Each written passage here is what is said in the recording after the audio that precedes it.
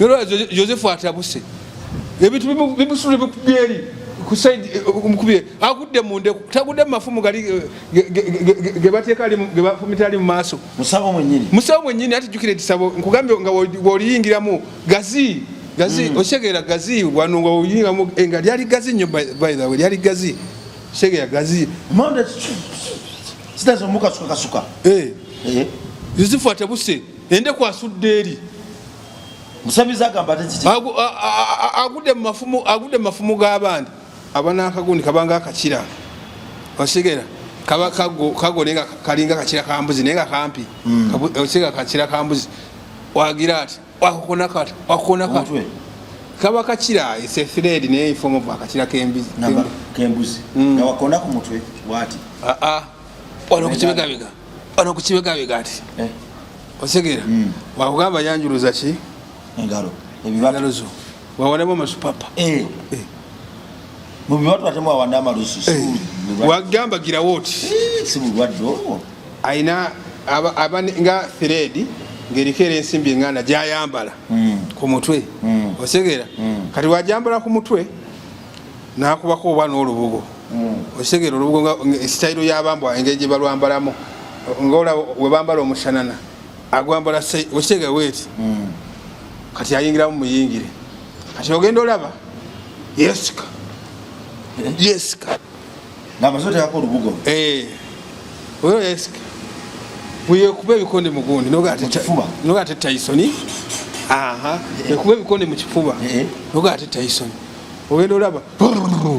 empewo zizolo mbwabakulu olwo baba batudde era mbwawo si yabaawo nejja kuba omuganga oluyiro Yosefu yali kabona ngira bamumanyi era omusajja amumanyi omusamize ngamanyi Yosefu era omusajja ngamanyi Yosefu nga nkugala Yosefu twatuuka eri Yosefu ekyali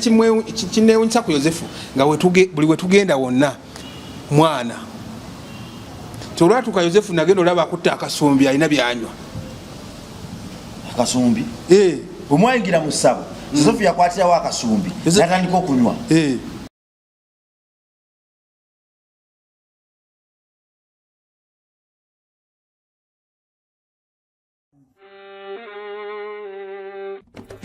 Sebo, nyabo, mwana wa Katonda wenna ali eyo. Eno yera Bongo Charity Foundation. Tukola art for charity. Nga tuyita mu bitone ebyenjawulo omuli okusiiga n'okukuba ebifaananyi, okutonaatona ebisenge ne art. Nga jjayo endabika y'ekifo. Tukwaniriza n'essanyu kasitoma waffe oyagala kugula art waffe oba oyagala gwe mwennyini tukusiige mu bifaananyi. Olina omwagalo awo oyagala kumutonera kirabo nga kuliko ekifaananyi kye. Tutuukirire wano ku Bongo Charity Foundation. Buli lw'otuwagira ng'otuwa omulimu oba ng'otugulako ati waffe mwe tufuna obuyambi obulabirira n'okusomesa abaana abato okuva ku streets ez'enjawulo abataliiko alabirira. Bire ku namba y'essimu noti 7 noti 346 Le Bongo Charity Foundation tukola art for charity. Come paint your legacy with us. Ku Alive kwe tuli amannya bampita Rimasam oboso okumpita Metanikira Bongo gomwana Katonda ali atugoberera olinda ki okukkiriza Yesu Kristo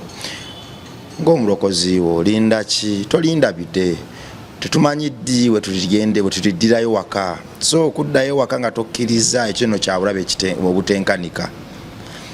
mwoyo mutukuvu gwe yatusindikira bwe yali agenda ewa kitaffe tuteekateeka tumukoowole naffe atulungamye tutegeere nti nedda bino ebyokweyita bakkirinkya olwo ne tubuzaabuzibwa amatiribona g'ensi amasanyu n'olufu lw'ensi tubikka ku maaso abikasuke wala nze nzikiriza nti yatutonda kumusinza gw'obuzaabuzibwa otya nti ate yatonda ensi n'obulungi bwayo taliiyo bw'ensi yeetonda bwetonzi bannaffe bannasayansi babimenyamenya n'okwata ku mutwe n'ogamba bannaye bano babadde ki mbuga ky'olusozi esimanya ne luvaamu ebintu kati we byazimba simanya we byazimba omuntu n'ava ya bannange simanya twava mu nkima simanya enkima muntu gwe asimbye empaka mu butamanya ne mu butakkiriza. Kkiriza nti waliwo akuwa omukagossa, kkiriza nti waliwo ateekateeka olubuto lw'omukyala n'aluteekamu amagi, kkiriza nti mu magi obukadde n'obukadde agavaayo agamiitinga enkwaso z'omusajja olwo ne muvaamu ejjirimu ne lifuuka omwana oba muvaamu amagi 2 oba 4, kkiriza nti waliwo eyabisengeka yabibala. Kikkirize bukkiriza. Kkiriza nti oyo yatonda ensigo ng'enasooka kuvunda ate nevaamu ebituwoomera. Kkiriza nti gyali naawe yakutonda. Tulekerawo okubuzaabuzibwa. Kale naawe mu Kristo munnanga ali eyo, vaako mu ofiisi gy'oli obulire ku njiri y'okwagala. Oli mulokole naye omulokole wafuuka omulokole. Ebikolwa byo ate bigoba bugobi bantu mu bulokole. Tolina ddi lw'ogaba, tolina ddi lw'oyagala, tolina ddi lw'ogumiikiriza, olengeza abantu. Olinga ng'eyalokoka okujja okugoba abantu mu kyaki.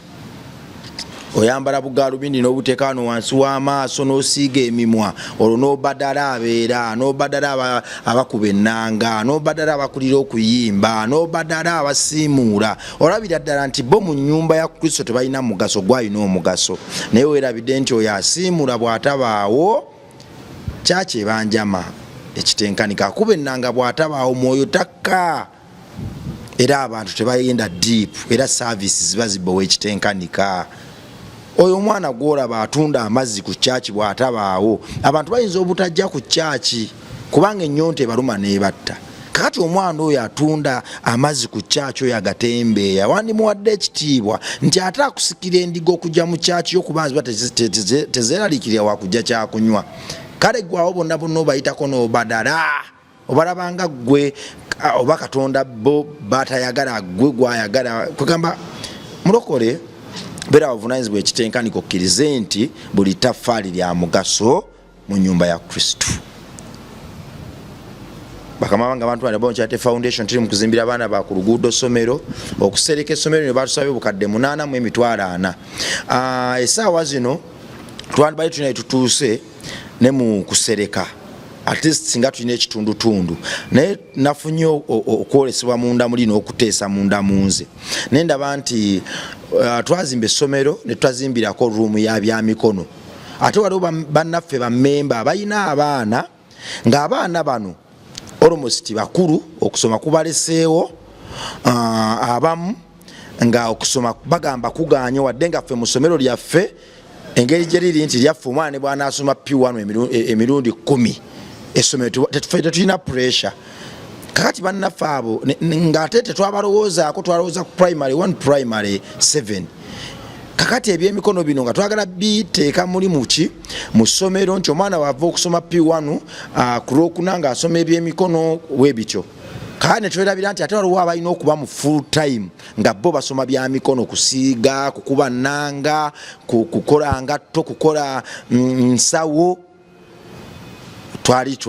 Tetwabateekako nnyo ssira. Naye ate baliwo bannaffe abatuwa akasente k'obwa mmemba. Kale ne tugamba nti kati kasooke ne luumu eno tugisitule. Luumu eno 3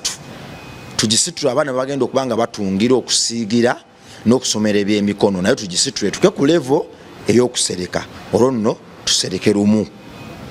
So twaguze material, twaguze omusenyu, twaguze seminti yenna, ensaawa 20 ze batusalidde okutuusa luumu eyo ku ntikko. Ne tugula amayinja, ne tugula amabulooka g'omusingi kuba tuzimbisa 99, naye wansi wetaagayo amabulooka gano ag'ettaka geetaaga okusooka nago omusingi. So nago ne tukagula. Kati tubuzaayo leba batugambye $65,000 okugirinnyisa paka ku ntikko. Amataffaali ga bukadde 2.4. Buli taffaali lya 24,000, batusabye amataffaali 1000. So kati awo tubuzaayo amataffaali na leba. Ebirala tebyetaaga nnyo miranga kuba ate nange nfuna obulimu bw'okusiiga. Ebirala nsobola byekolera, ebyo ebirala nsobola byekolera. Naye kati amataffaali ku kiriwo ekinene, amataffaali ga bukadde 2.4 ne leba 60,000. Luumu eno tugituuse ku ntikko, olwo tuddeyo mu kusereka. Nga ne bantu balowoozezzaako, tetwakirowoozaako. Ate essomero lino lya bya mikono na kusoma kuno okuli nnomo. kakati ate ffe mu foundation ene ebyemikono ate bikola nnyo amakulu so lumu eno tugiyimuse bwe naamala okuyimuka tudde kukusereka tukisobola gyetuvudde wala mukama atulaze ekisa era tukwebaza gwe mwana wa Katonda ali ewe yongera otuwe ebifaananyi okusigira ekifaananyi tusiga omwagalwawo nga bwali era sente zonna zitukuze mu material wa room eno tuzize mu membership n'abantu abatuwadde ebifaananyi okubasiigira kwe kukuŋŋaanya kakati gweolaba mukwano gwange bw'otuwadde ekifaananyi olaba okusabiriza bwe kukendedde nti tetusabiriza tukozeseza ebifaananyi byaffe bitone byaffe okugula material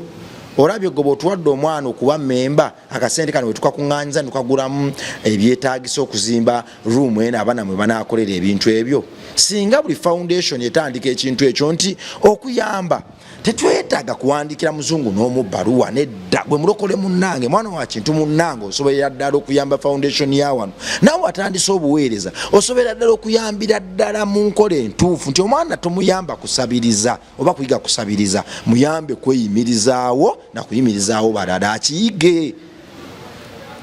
kale tulina n'ebifo bikyaliwo twagala bamemba 30 omwana we somufula memba ow'okuntikko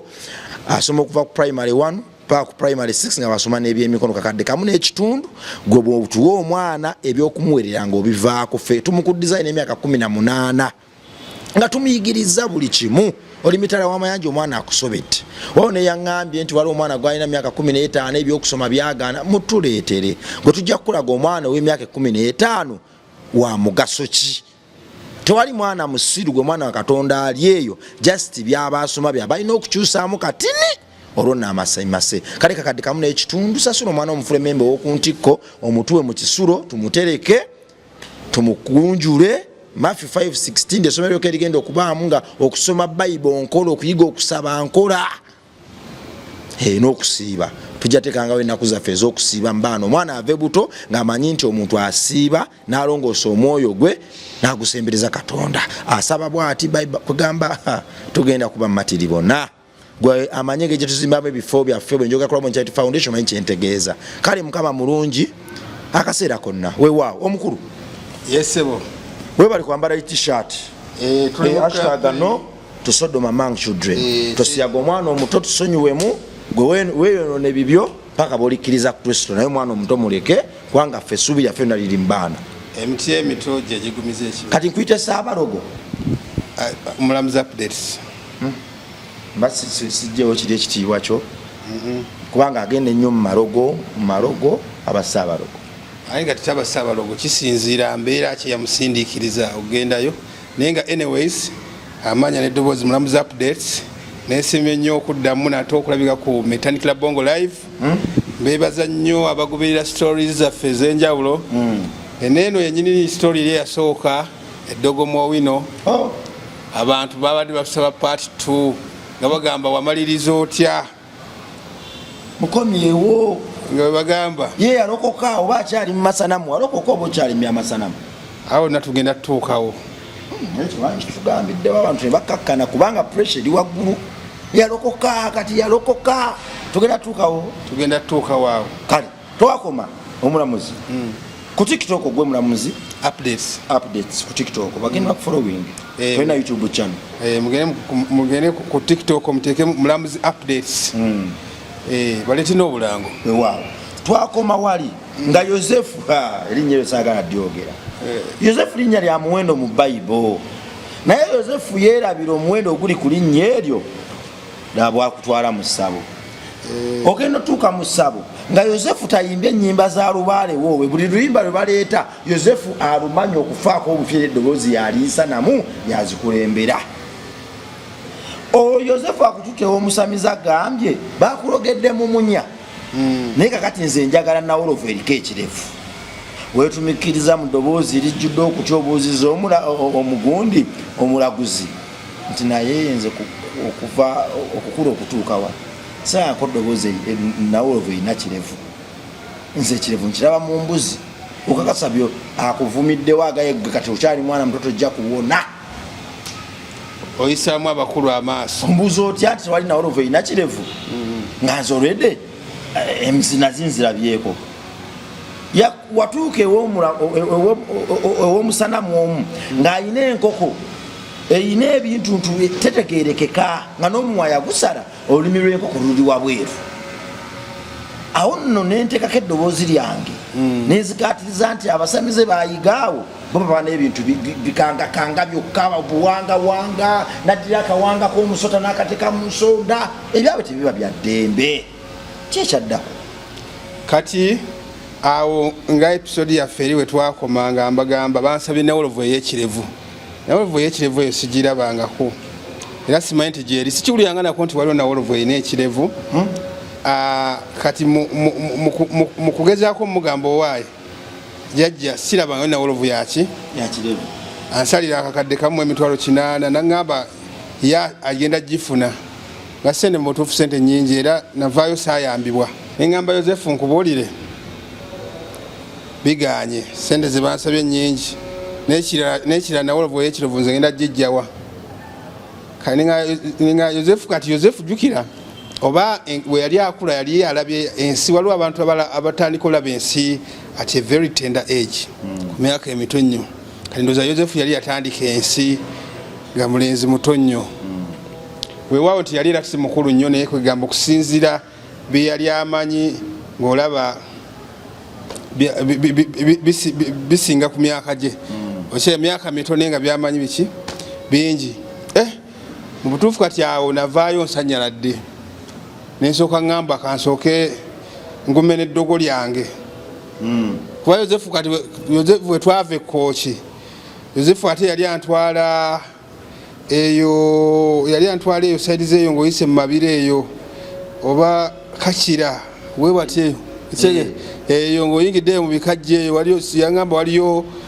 waliyo omuganga abeera eyo gyasulira ddala n'emmere gy'alya talya mmere enfumbe, alya mmere ya mu ttaka. Yozefu yagamba nti alina gwamanyi alya mmere ya mu ttaka, emmere ya mirandira. Yefuula gunju ali eyo mu kibira tavaayo. Kwegamba ye newomutunuulira alinga ali mu nsi eyiye. Embwa Yozefu naye kansooke ngezeeko nesente nga zikoze ekyo okusinza ebizibu byali byamugirano nga nakasente. Jjukira Yozefu nayenanga n'omupakira ye yaziganga nga ye yamanyi abalubale gye bali abakola. Kati nga nze nyina osondawo sente ezimpakira ezitutwala n'ezituzza n'ezirya ye kati ye all bills on me. Yozefu omutwala nga mukungu. Kuba ye yali amanyi ewali abakola munaye sibalwise nga nkomawo ku wenkolerako. Kati jjukira awo eddogo lyali likoze eki litandise ndowooza lyali ku stage naye awo ate nawo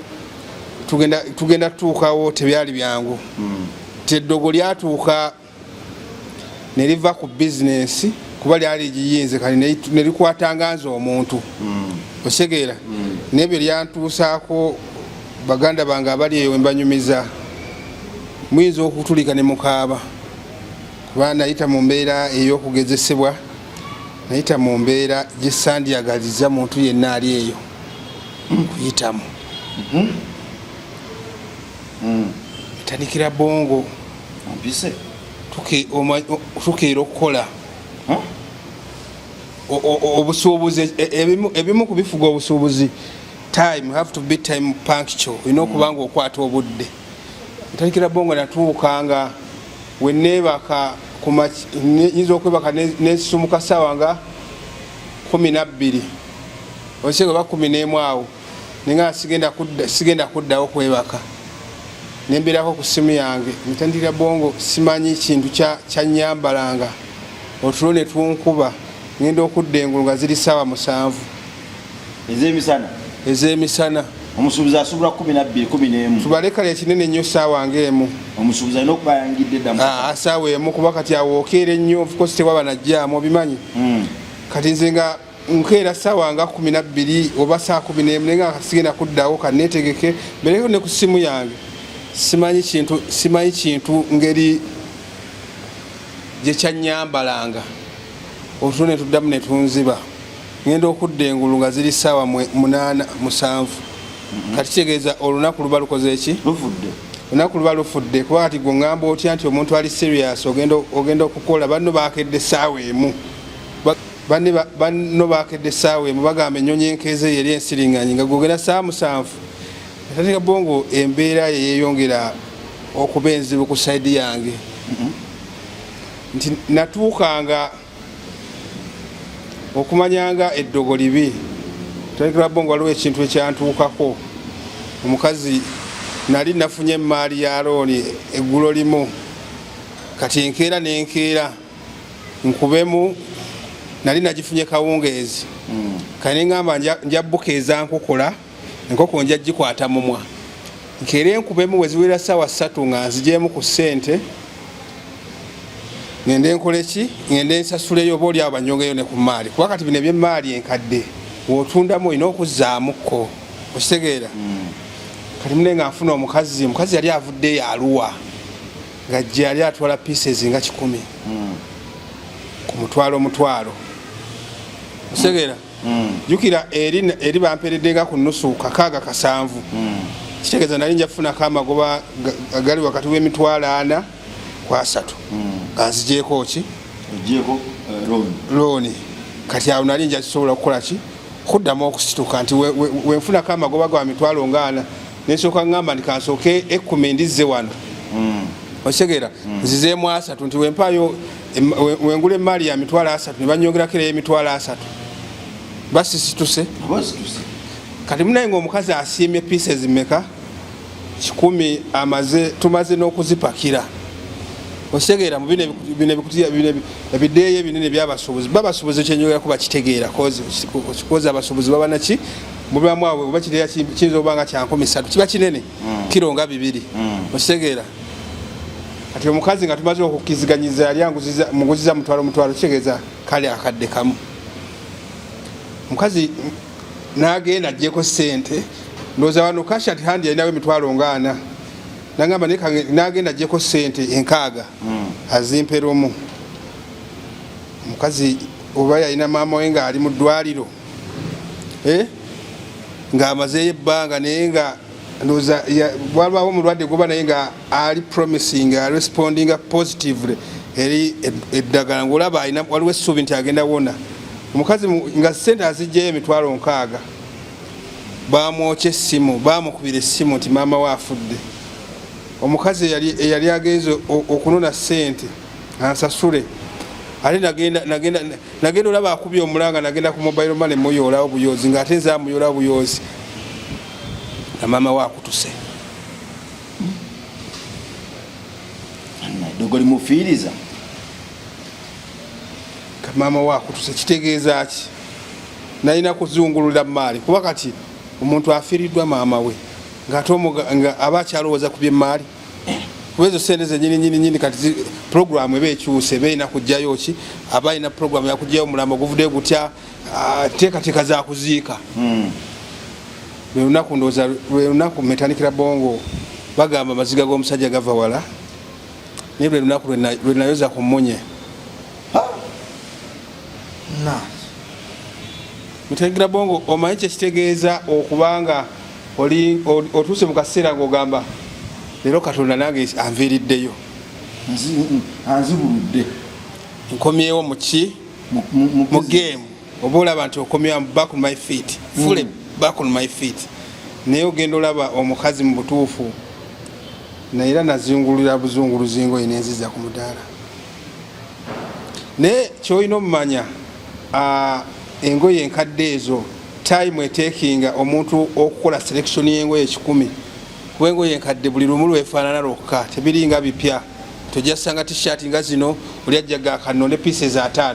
agambe empale wezi nga zonna zifaanagana age kano okitegeera it takes time okitegeera kuba engoye enkadde zonna zifaanana zo kati being nti nkadde oli atekinga time aba so keen nga yetegereza terwasiiwuuka tetuli katuli okitegeera kati awo selection ayinza n'okuddamu n'alonda kati ate era n'addamu muzaalonze ate n'addamu n'asunsulamu kakakyekaze okugamba nti nno jjukira mbannyonnyodde nti nali nkedde by ssaawa 3 mbeere nga nkoze eki ntunzeemukko ngende nzizeeyokko zenaba banyongereyokko kati n'ekirala toyinza kuba mu butuufu ng'olina omusobozi wangoye 10 ate n'olowooza ku bali abalala kitegeeza ne ba potential buyers abalala bampitako essuubi lyange lyonna lyalimu ono osegeera kuba yali atwala big numbers osegeera kati nga bano ti newandibadde nti ono atuteyo 5 oba 3 osegeera nti zandigenza obwera essaawa nga 3 ezo newe nandibadde situnze engoye 10 wakiri nandibadde ntunze ya 3 okitegeera naye olw'okuba nti ono yajja n'alaga nti no yatwala mu bungi kati amaanyi gonna n'ebirowoozo n'obudde nabuwoono otegeera kale nekikomekerera nti ne bana bandibadde bagula mu lejjalejja atwalayo obubiri obusatu bampitako kitegeeza ki nti abasuubuzi bonna bampitako nga ndiko ono omusuubuzi omu saawa 3 zaatuuka ngaoli yampadde emaali namugambye enkya ngenda kukola ki ngenda kujja ndeetewo ze n'abantu nzeewo namusuubiza nti enkya ngenda kukiira kuba kati omuntu akuwa emaali ye naye okitegeera kukosa emaali tabiika mbiiki naye era aba yateekamu ssente okitegeera omukazi nga bamubikira nga akuba omulanga ogw'omwandukwa kazi yali oba yali mukakwa yali weeyongulu ndowooza eyo nebbipa kwakiwe wati ng'akuba omulanga yeziringa mu ttaka bannange komanyi bulamu tomanyi ate kwegamba neŋŋamba ye oba eddogono ye yalikolera mu nnyanja watu munnayo mukazi ng'agenda era omusajja ziwera ssaawa nga 5 eyampadde emaali ayitawoko ku mudaala agamba omusajja ono kiki yasibyeko emaali n'adduka n'afuluma akatale tekisoboka kuba emaali kuba tugayita masasi ku masasi ge namuwadde naba nga tannatundayo kiki mutuufu omusajja yajja nga nakatundayo empale nga 5 kaba kasanvu giba emitwalo singa 3.5 teyakayana ng'asibako kamaali ke bikulemire tanjiwa abalala nga nyanula naye manyi oswala okwali awo kakati Yosefu ono mwali mukola naye mukatale yakutwala omusamizi Yosefu twali tukola naye mukatale naye ng'ate ye yafulumamu kati ye yatandika buno waliwo we bayita mobile markets bwoyinza oyitanga obutale bw'emibuulo wairo ndi wankulukuku ntebe webutyo babeera mu rotation otegeera naye nga naye yakoleramuko naye n'atuuka maybe ndowooza n'alaba nga kiri kyekisingako n'atandika mobile market kyoyinza oyita obutale bw'emibuulo naye nga tuwuliziganya yali musajja wange nnyo Yosefu oyo yali musajja kyenvuga nti Yosefu lwaki yali musajja wange nnyo yali musajja yatandika kwegamba maybe obensi yagitandika mangu simanyi okyega kati nga ye yaŋŋamba tobeererawo abo bonna boolaba abakikuba balina oba n'ensiriba balina ensiriba otegeera balina ensiriba wokebera mu waleti yaabwe ensiriba mweziri masaba gano gwe bagendamu gwe tuwafunayo ku nsiriba yonna gyewateekanga mu waleti oba byonna byakusalirayo tolina kiwafunayo sagamba wali nakunyumiza nafuna ensiriba gye nateekamu nga mu kiveera naye neekolako ofu yali short term nsiriba yakolako akabaka katono nebagivuga maybe nebagifulula okyegera nebagivulula naye kira nti noze nali siri munyiikivu wakye bayita diligence obunyiikivu I lacked diligence obunyiikivu ebyokulwa kati yali nkolayo tebyali byangu tebyali bintu byange omanyi obulogo ebyo ebyokugenda kubasawo it comes with the cost okitegeera ate tebiggwayo okitegeera nti gwoyinza oleeta ensiriba oli naleeta irizi kati ate nga irizi tekolaki nefulula ensiriba kati ensiriba kati ate kati gwe olina okuddayo n'ofuna oba esinga okitegeera kugamba abanga omukwasi wa iPhone nti okitegeera abanga iOS bikaseera baba upgradinga okitegeera nti kati wabaawo kwegamba bitwala ssente by the way abantu kyebakuutira ate nebya biri ebintu kyemakuutira teri kisinga Katonda awo wonna tugenda tutuukawo okitegeera kwegamba olina okubanga oli munyiikivu nnyo okubanga okolaki nti bukase olina okubanga upgrading okitegeera nti wofuuka Joshua n'olemera ku level emu bakuyisaako eggaali biringa bya mmotoka olaba ti leero okuyinza okubaako yobbicu ate enkera ogenda olaba UBP okyega bigenda bya upgradinga kati ensiriba eno gyewayina gyewali oteeka wansi mu kiveera ky'engoye ezo nga ogitambuliza mu kiveera kyangoye wansi bwe yafuluka wagizaayo mu ssabo oba ogisuula efuluse mugikola mutya ensiriba of course kati eri saddayo kati obuzibu bw'ebyo ebintu kati wogendewo omuntu eyakuwa ensiriba ate wofunamu embeera ekunyenyaamu ate toddayo kati muli ekikugira mu bwongo subconscious mind egamba nti ono takola kati onoonya mulala jjukira wenava ow'ensiriba Yosefu kati wenalaba omunya nenziba amaaso nemanga wenkolera sikyasobola kuzuulawo kati Yosefu teyanzizaayo jjukira nze Yosefu ye yalinga anvuga okitegeera Yosefu ate yantwala kuwena omukooki jjukira oli ow'ensiriba yali webuvuma Yosefu ate natwala ku mukooki oli eyansaba gundi nawolovu y'ekirevu kati tuddayo wali munaayo omukazi amaze okgenda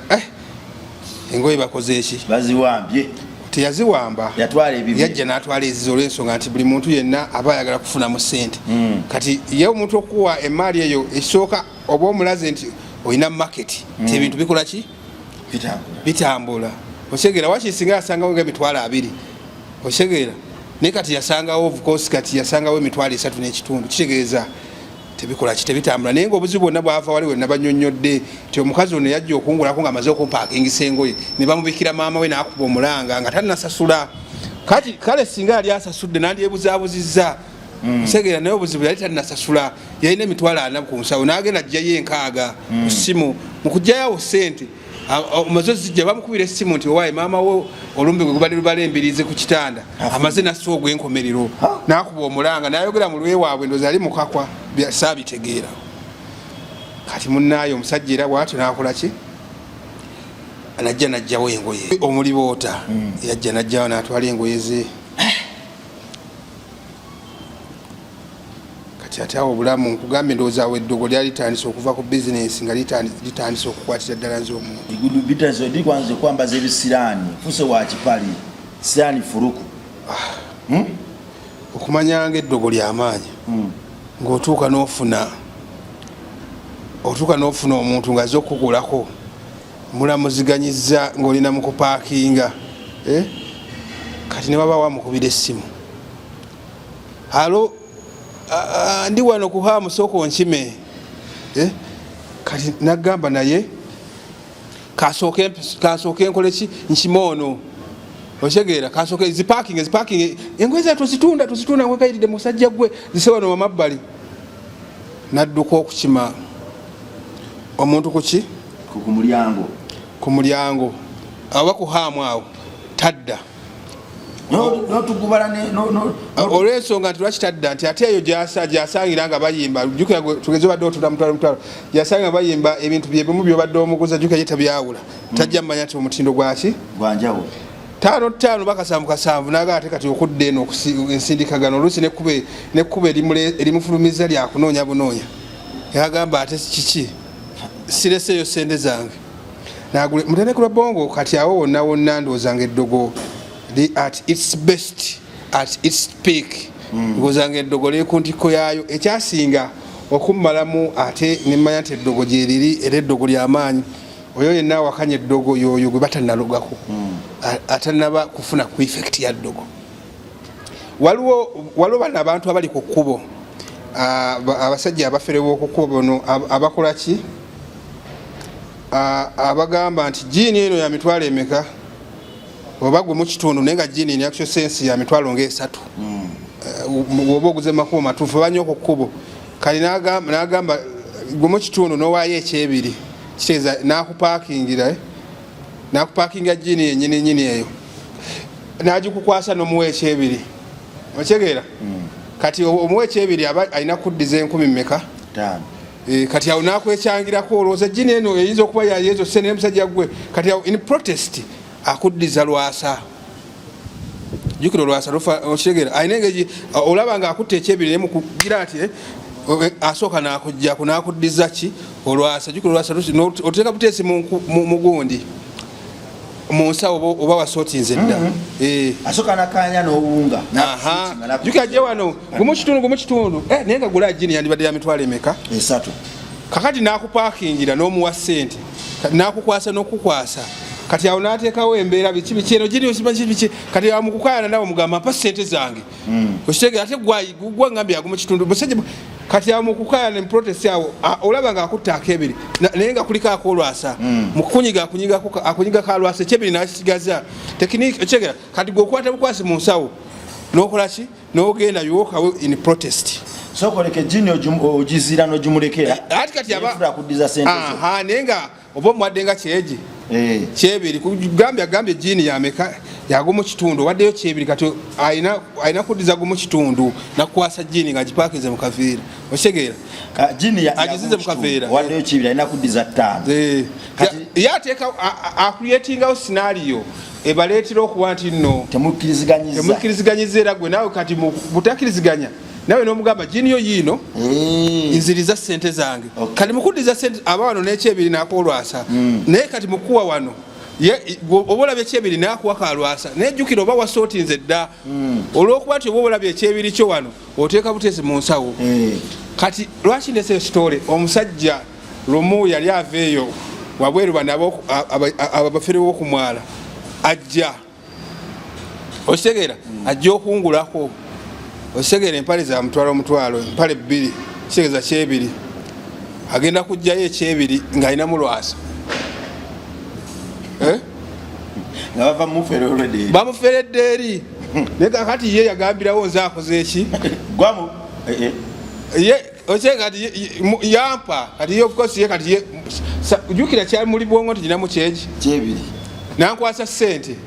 maze opakinga biki mukunkwasa ssente nzikiwe mugambo wa isebo ate ompadde 10 omusajja teyanneekalizaamu nkulaga nti awe eddogo nga likola nti era Katonda gwe baffezza eri ssente ze era gwakusuulako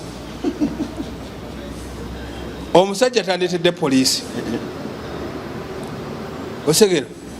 omusajja andeetedde poliisi agamba ono muyaaye muwadde emitwalo egi gyembaddemu nagyo kati ate nebino zizi nebintu basi bya mutwalo koze mukama we bya mutwalo nkuwadde emitwalo 2 kakati ate gwe ongamba nkuwadde 10 do you think I'm stupid ayina gwanga nnyo mu bakakwa oba yali mu lugwalo oba yali mu nobbi oba yali mu japadola nga bakambwe you man you a thief you want to steal my money koze otyo olwo kati ekyanyambanga kati omusajja yejjukira omusajja yagenderawo ng'ofulumya waloka poliisi naita poliisi naye mukatale mubaamu of course bakiyamaani n'akakiiko okitegeera era baso yabuuka amadaala nti wofuna okwemulugunyako tosookera ku poliisi waliwo akakiiko akatwala abantu then kosookerako then webiremagana you proceed to police kati ne bateekawo embeera ne bagamba ne bamuuza naye olina wookyamyeko yes I wanted to buy a gin. The man, we got some misunderstanding with the man who was selling a gin, and I was like, I told him, give back my money. Give my money. Kati yawo kwe kumugamba neddono talina buzibu eri gye bakoze eki eri gye bakubidde naye ng'omulugwala yali tataddewo embeera omulugwala yali ataddewo embeera era nga sibu nga nange kenyininyini toyiza kuŋŋamba nkuguze ebintu byaye ku 10 nga nange kekisoboka it is next to impossible toyiza kuŋŋamba nti nkwate empale zange 2 ez'emitwalo 2 gwompadde 10 nze nzikuwe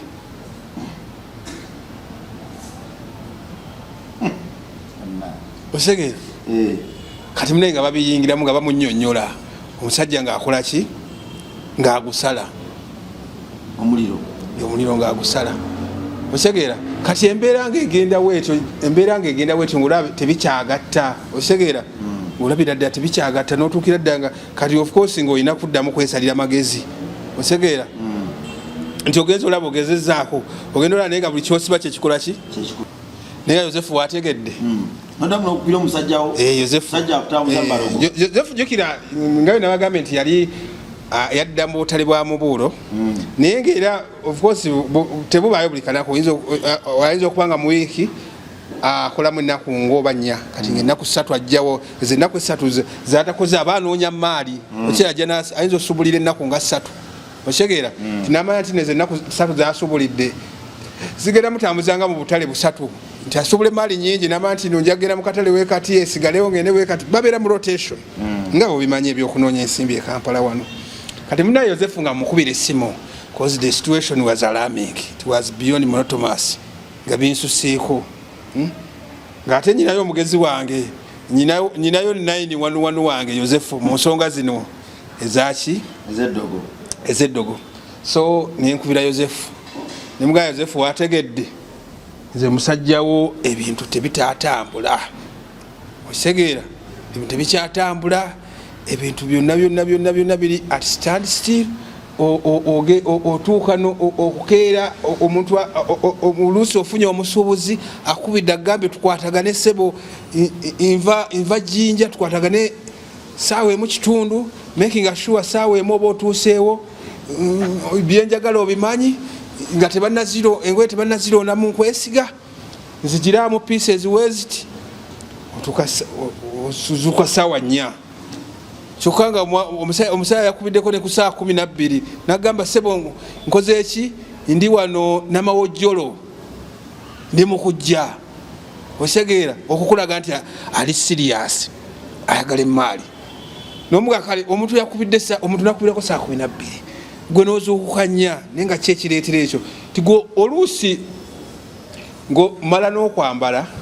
osegeera nga mbuzeyo kwambala ngatto noga kasooke ntuleko wano mu ntebe nzireko ku ssimu okitegeera noga kati kale kasooke ntuleko nindeko kizibere kale ziringa saawa 12 n'eddakiika 5 noga kale kaninde ziwere eddala emu otegeera wano kumpi eddakiika ndowooza nga 10-15 ku makya tewabaayo motoka ajja kuba nkoze eki ajja kuba ntuuse otegeera era ngaomuntu gabi mukama wange kiriya twampisaako ssente akati awo mukunyiganyiga essimu oba kiki ekikwambala puladi otone tukukuba mu ntebe mwennyini ogenda okudda engulu ng'omusajja yakubye edda bisikolozi nga 8 nakuvaako ozza engulu saawa 4 ogenda kukola otya bizinesi eddogo lino lebakuba mu wino basooka kusensera ddogo lya tulo bwekadde oba weebaka osegeera kintu kijja nekikwambala osegeera otone tukuba gwabadde alina okuzuuka saawa abadde yetegese okukola ki okufuluma okugenda ate olutulamu katono nembooge tebuguma nga otwo tukuba jjukira bakoze program omusajja abalidde ku ggwe talina basuppliers bala bakubidde akwesiga akitegeera nawe emaali omanyi bino ebyobusobozi babaawo omuntu akutegeera otegeera nga takukaluubiriza musajja akwesiga emaali gyoyagala akolaki gyayagala ogimanyi otunga tukusalako kitegeera kosi ogenda okugatta dots ngaolaba tezigatta nga there something fishy kitegeera kati munaye nkubira kyali wange Yosefu mugambo naye Yosefu wategedde sigenda kulinda kulaba nga nfa come for my rescue otegeera kati ate Yosefu teyantwala eri oli omusaayi gwe nagambye oli eri mu kakiri eyo eyo munda Yosefu yantwala gundi yantwala eyo bunyoli era mbasamize balala bunyoli eyo Yosefu yali emyaka ng'emmeka Yosefu yali musajja by then Yosefu yali mu myaka ndoza nga 35 tiyali musajja mukulu azisaaki naye kyeneewunya Yosefu maybe oba kyenagandoza Yosefu kwegayo oba ensi yatandika yatomera ensi at a very tender age simanyi kuba Yosefu yatuuka nga ye kenyini yava nga ye kenyini yafuuka ssabo ndiga waliwo obusonga obutonotono bwotalina kugenda ku buganga naye nga of course nga si zonna nga waliwo kati ngaezo ezange ezokuba nti ate otuuse n'okuba bakuwugudde okolera wano ate osibidde eri osegeera kati muna Yosefu nga antwala ebunyoli eyo omuganga eyo kati ogendayo nosebo ali sente nyingi nnyo aya naye bya Katonda bizibu era ekitibwa n'ettendo biddire Katonda onoonya sente naye ate sente z'oteekamu okugenda mu balubaale nyingi era abantu abamu ekibakuumidde mu bwavu ndagu bafujirira nnyo abasawo Baganda sente za capital zonna zitwala mu basawo Baganda ogenda mu butuufu ng'onoonya sente naye ogenda olaba ng'emitwalo nga 2 zigudde genda basawo balubaale lugwa lumu ate nga ogenzeeyo ate bakusalidde okitegeera kati ate ng'olina okuddamu n'onoonya endala ne uga kati singa ezo sente nazongeddemuko lwakwati kale obuzibu omuntu watuukira okweyesistenti nti buli kyaba akola kikola ki nti ozifuna n'oziteekamu era nezizikira kati munaye Yozefu nga tukola ki tukwatagana makya twalinyirawo ku Jinja Road awo nga ku gundi ku Uganda House twalinnya osegeera tulinnya munaaye aso osegeera tulinnya emmotoka paka Jinja awo nga tweyongerayo osegeera tulina wetwatuwaliwo era gye twalinya endala nefuna we yatukomya kati netufaata kaboda naye akaboda ka mitwalo 2 boda yo mukyalo ey'ebiri yasasagge naye gwe omanyi kyo ekitegeeza mu kyalo nga boda ya mitwalo 2 oli omusajja ate ye yali yagimenya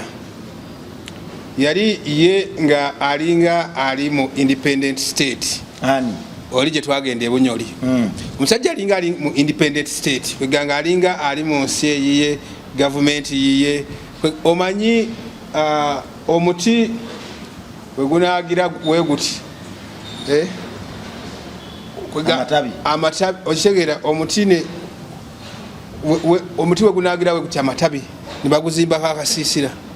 kati naye nga waliwo ekkuba eriyingiramu mu muti sikitegedde omanyi kyebayita akanyonyi kebayita naddibanga okamanyi kana katera okuzimba mu mpatanya z'omuti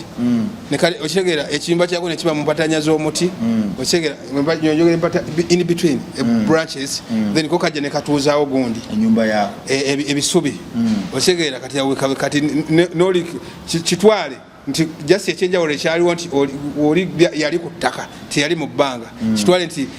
setup y'enju yalinga yanaddibanga okitegeera tijali emiti omuti nga gumu gwakola ki gwamere eno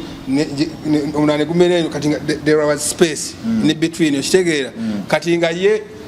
kuyagira tejali nti miti gino miwanvu nnyo okitegeera naye nga gino gina gundi amatabi agatagenda wala nnyo naye nga gagagala kati nebikoola ebiri broad waliwo ebikoola nga bigazi nnyo okitegeera kati of course nga si muwanvu nnyo n'aguserekako amatabi agalina engeri gye yagawetaweta n'agasereka nagatekako essuubi okitegeera kati nga wewali embuga ye naye nga muyingira omwo okitegeera mu miti ebiri makati g'emiti ebiri okitegeera nga yewali embuga ye kati nga musajja mukulu yali musajja mukulu okumanya yali musajja mukulu nga ne wano misuwa gyolaba ng'emisuwa gyonna gyamwetimba nga kizibu nnyo omutunuulire wantu nga tewaliwo musuwa gwonna ng'emisuwa gyamwetimba faananga emmandwa nga tafaanananga mmandwa nga ye kenyini yafuuka mmandwa byanjawulo alina enviiri nkulu enviiri tezaali nkulu enviiri zaali nga sijja kugamba nti zanvi ate ze kugamba nga ziri awo za brown zamyuka naye nga okitega si nkulu weziti nga zakaweke zirangira kuli ku mubiri nga zamyuka naye nga bwakaweke bungi nnyo bulinga buddotito osobola nobalakamu ku kamu naye nga era okumanya Yozefu yali kabona ngaera bamumanyi era omusajja amumanyi omusamize ng'amanyi Yozefu era omusajja ng'amanyi Yozefu nga nkugala Yozefu twatuuka eri Yozefu ekyali kinewunyisa ku Yozefu nga buli wetugenda wonna mwana tolwatuuka Yozefu nagenda olaba akutta akasumbi alina byanywa akasumbi bwemwayingira mu ssabo Yozefu yakwatirawo akasumbi natandika okunywa nga omanye ekyo kitegeeza we nga we najjeewo ne ntuukirawo mu fridge kitegeeza ndi mbawaawo nnyo okitegeera omangu ago ne mbako ka apple ne ntandika okukalya nga simaze nakugamba ssebo nga ne weewunya nategedde ntya nti fridge yo yajjudde ebibala kati yeyo embeera munaye nga tutuuka naye nga nze naatidde nkankanye it was a strange feeling nali sikirabangako kiri nali sisuubira nze I couldn't imagine nti omuntu asobola okubeera eri ugambe okuva ku meeri watuteeka netukwata ekikuba ekyettaka bodi byonna byonna zaateekamu namuwa emitwalo egifu kiseera buli omu wamutwala omutwalo naye nga wawanvu wali wawanvu muganda wange zaali zisaanawo mugenda kuloga tekwali kuloga kwetaasa kusigala mu geemu kusigala mu katale wino katale wino katabusi kusigala mu geemu asooka asaba ekigali kigali kyali kya 15 Uganda alumanyi naye alumanyi of course nga we could communicate naye nga lwagundi irakaraka naye of course nga owulira asobola owulira kyomugamba naye nawe n'owulira kyokola ki kyaggamba right kati mune nga tukola ki nga nsooka mpayo ekiko ki ekigali kya 15 ziteeka wali mu kigali mu kigali awo asooka ayiwa ensimbi ku ttaka ayiwa ensimbi ku ttaka kati of course ndowooza oba kawaani oba bituufu kuba waliwo ensimbi wegwawo nga eri upside down newawo newegwawo ngaetunudde eno newawo negwawo nayo nezegwako kati buli wezegwako ziba ne message naye gwe tosagi interpretinga gwe omulwadde tosagi interpretinga kati ye asobola okukola ki oginterpretinga kubanga olutuuka nga ayina nga thread ng'eriko era ensimbi eŋŋanda gyayambala ku mutwe otegera kati wajambala ku mutwe nakubako oba n'olubugo okitegera olubugo nga sitayiro y'abambwa engeri gye balwambalamu ngaola we bambala omushanana agwambala okitegera weeti kati ayingiramu muyingire kati ogenda olaba yesika ng'amazote yako olubugo oyo yesika bweyekuba ebikonde mugundi nogate Tyson ekuba ebikonde mu kifuba nogate Tyson ogenda olaba empewo zizoolo mbwabakulu olwo baba batudde era mbwawo si yabaawo naye nja kukuba omuganga oluyiro si yabaawo okati bajjajja baba bakoze eki balinye ku mutwe batuuse batyebye ejjoba of course nga oyanjayo ensonga zomunne of course muzukulu kiki oyanja ensonga zomunne ebyemirimu byo tebikola ki tebitambula kati awo wekusuula ensimbi otegera kati buli nsimbi gyasudde eba ne hidden message naye gwe tosobola ginterpretinga of course kyovula nti no naye akulaga nti naye waba soba naye aba tasobola ginterpretinga aba alina okuba okulinyibwako abakulu ku mutwe asobole okuba nga asobola okusoma message eno gye baba musindikidde kati waliwo ensimbi webanda wegwanga upside down newawe wezeweeka wabawo nga zitunudde in opposite side otegera eno etunudde eno newabawo nga zitunudde mu side emu nga ziri parallel otegera kati nasooka mpisaamu awo satellite aba n'akagundi kabanga akakira otegera kaba kago nenga kalinga kachira kambuzi nenga kampi osega kachira kambuzi wagira ati wakona kata kaba kachira ise thread ne form of akachira kembuzi na wakona ku mutwe wati ono kuchibega ati osegera wakugamba yanjuluza ki engalo ebibalozo wawalemo masupapa mu biwatu atemu awanda amalusu wagamba gira woti si bulwaddo kati munnaye kati atenga omuganga maisha nga ngamba ate mukwano gwo nnyonnyonnyo asinga yakuloga yakulya obubi mukwano gwo nnyonnyonnyo asinga yakulya obubi yandi obubi naye nga ate mukwano gwange eyali asiga ali Yosefu. Owulikiriyo twali kutunulira Yosefu n'amaaso agenkaliriza. Mugamba sookoddemu osegeera. Kati okumayanga nti kyeka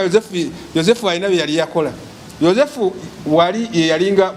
buli gye yantwalanga nga yakulanga omukongozi. Nga kyemba sitegeddeko kati nga we nagamba we baŋŋamba obuuma bali bategeeza ssente. I couldn't understand. Naye nga Yosefu abimanyi yeyanzirirangamu. Naye Yosefu we baŋŋamba nti mukwano gwo ow'oku lusegere yakulima empindi. Ate Yosefu teyakiddamu ekyo naye buli baŋŋambanga nga Yosefu kyendaga nti nno neetaaga okunyonyolwa obuyambi otegeere okwenkizo. Yosefu ng'ayingirirawo naye Yosefu kwolwo teyanyega kigambo kyonna. Bamaze okuŋŋamba nga yali mutuufu. Mukwano gwo akulima empindi ate kwagala obeereko na nusu yonna mu nsawo. Oyo mukwano gwo nti newaba anywedde ku mazzi n'agakuwa teweekengera onywa bunywi yakulya obubi. Ne mugamba banziriremu ne mugamba jjajja banziriremu. Sibitegedde. Kati naddamu n'akola ki n'akyanga egundi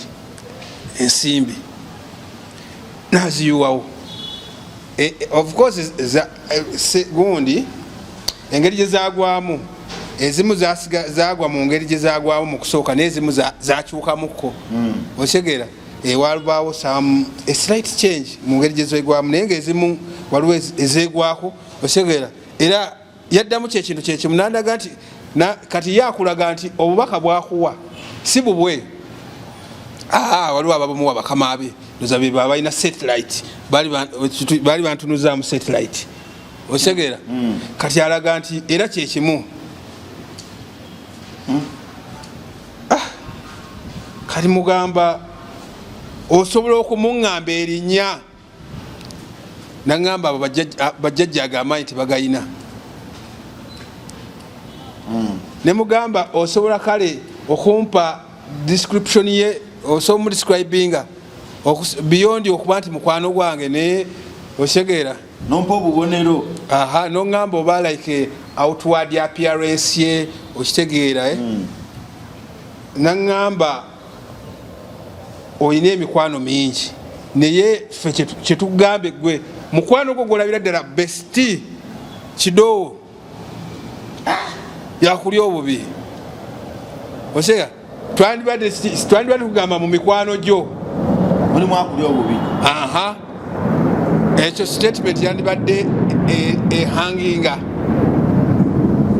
mu mikwano gyo wali akola ki akulya obubi. Ne tugoyinze extra miles ntugamba mukwano gwasinga. Otegeera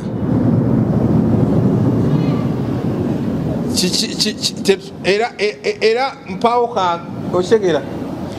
kaaga abakulu ne bamuka ejjoba. Omuganga abakulu ne bamwamuka ku jjoba. Mikwano gyo si gye gikuloga wabula nfanfeewo yakulya obubi. Bajjajja ne bava ku jjoba ly'omusamize. Kati nga bwe nkugambye nti nno buli gye twagendanga Yosefu oyo ye yalinga omukongozi nti olulimi lwe baali bakozesa. Of course bakozesanga ennimi ng'olina okuba nga otambuddeko nnyo mu mboga ez'enjawulo okulutegeera. Kati Yosefu buli we baayamukanga ejjoba abakulu nga yalina okunnyonnyola ono kuba ono akulaga nti bye badde boogera abadde taliiwo era ababuuza abakulu babalekedde bubaka ki. Otegeera kwaba asinziira okukola ki okujjanjaba. Yosefu ng'olulimi terumwesibye. Owaaye bajjajja abagambye eki tubuulire. Yosefu atunula mpangali ate ekyali mu ssabo oba Yosefu oba biki ebyamwambala anti ensasa ge yajja mu ssabo awo. bali bajjaje bamala okwamuka oli ku mutwe jukira Yosefu ye yannyonnyola ono bajjaja kwe batuula nti bagambye we batyo basabye obuma webuti oba bagambye muwe ku ddala weeriti okitegera kati nga Yosefu yabitegeera kati of course nze kasibitegeera kati bakulu bamala okwamuka ababuuza Yosefu batubuuza jjajja oba kawumpuli agambye eki kuba kati mbwe mmandu yali emulinye bali bagita kawumpuli babuuza jjajja kawumpuli agambye eki babuuza Yosefu kawumpuli abawadde bubakaki Yosefu olulimi lumwesiba Yosefu atabuse ebintu bimusule bikubyeri kusaidiye agudde munde tagudde mafumu gali gebateeka gebafumitali mu maaso musabo mwennyini ati jukire kisabo nkugambye nga woliyingiramu gazi oshegera gazi wano nga woliyingiramu nga lyali gazi nnyo by the way lyali gazi shegera gazi kasuka Yosefu atabuse ende kwasudde eri musabizi agamba ati agudde mafumu g'abandi tabite yasandeku Yosefu asanyuse obusumbi bw'abantu oba mulimu omwenge mwe bagabulira abakulu n'omusaayisayo omwenge mwe bagabulira abakulu Yosefu ateesa okwasa ensumbi kati bayita abakongozi ababiri ababeerawo ku mbuga si be bakwata Yosefu afuuse ekyambika kyesaategeera Yosefu biki ebyamuleetera kuva we bagamba nti mukwano gw'onfanfe yakuloga ate Yosefu ebintu nebimuli kikitegeera Yosefu bulijjo yali antwala nga asooka kubayo simu nga ndowooza nebino ebyokugamba nti nawolovu ey'ekirovu bansabe sente ezo ndowooza nga ayagala banjabiza eddala Yosefu yakutambuzanga mu basawo kisoboka okuba nga yali akuloga nga kutwala mu basawo yebayagala akwabiza eddala era kiyinzika okuba n'eri ensiriba gye bampa naye era yampa kusiranya bizinensi yange